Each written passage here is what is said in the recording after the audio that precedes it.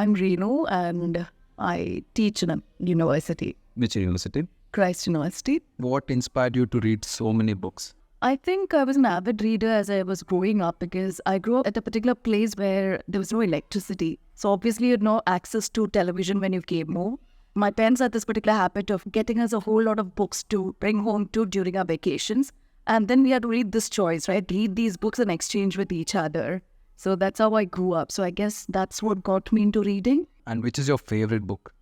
I think I personally do not have favorites because I've read so eclectically. I mean, I can't claim that, I'm the best reader in the world kind of a thing, obviously, but I read too many genres and I don't have any particular likings or dislikes. There's so many books which I really like reading particularly, and recently I've been into graphic novels extensively. So I guess right now graphic novels are the things that I would like to read. Can you tell me roughly how many books you have? Just here where I'm staying right now, maybe around 6,000 books.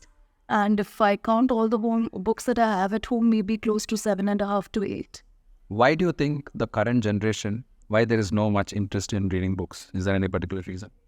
I think a lot of us have interest in reading largely, but I think we have too many distractions also, right? Maybe it is adaptations into movies or, movies themselves, which itself, can be quite a bit to engage with. I think, our reading habits have changed into different channels.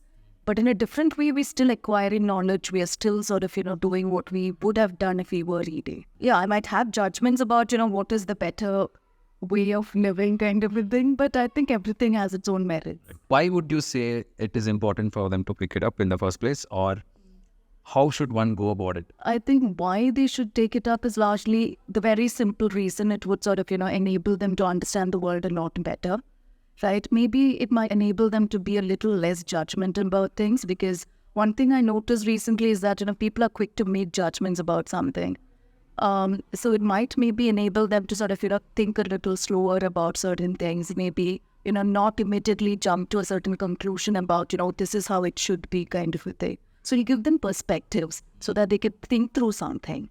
So you're not looking at the world through just one lens, which might be yours alone.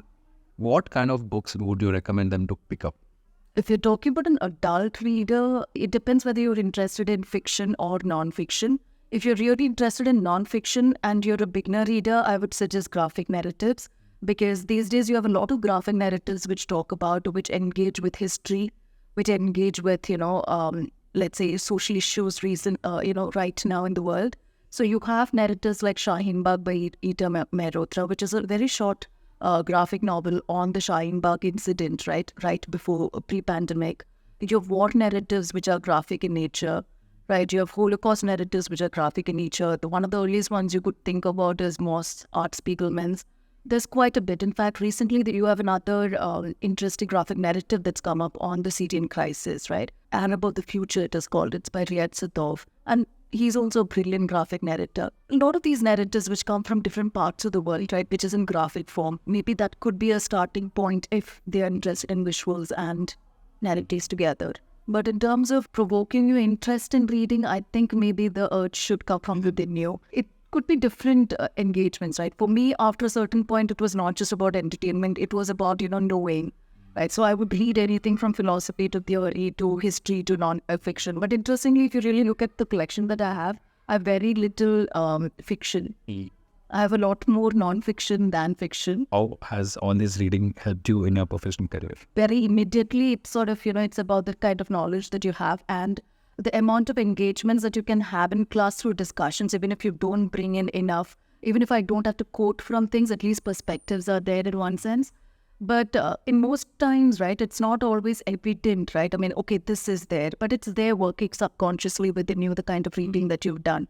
So that gives you a certain kind of a confidence that you can talk on a lot of things, right? Without having to sort of, again, run and find out that information, because a lot of it could be to a certain extent available to you immediately. Most people will have self-help books in their houses. Is that a good start to get into reading?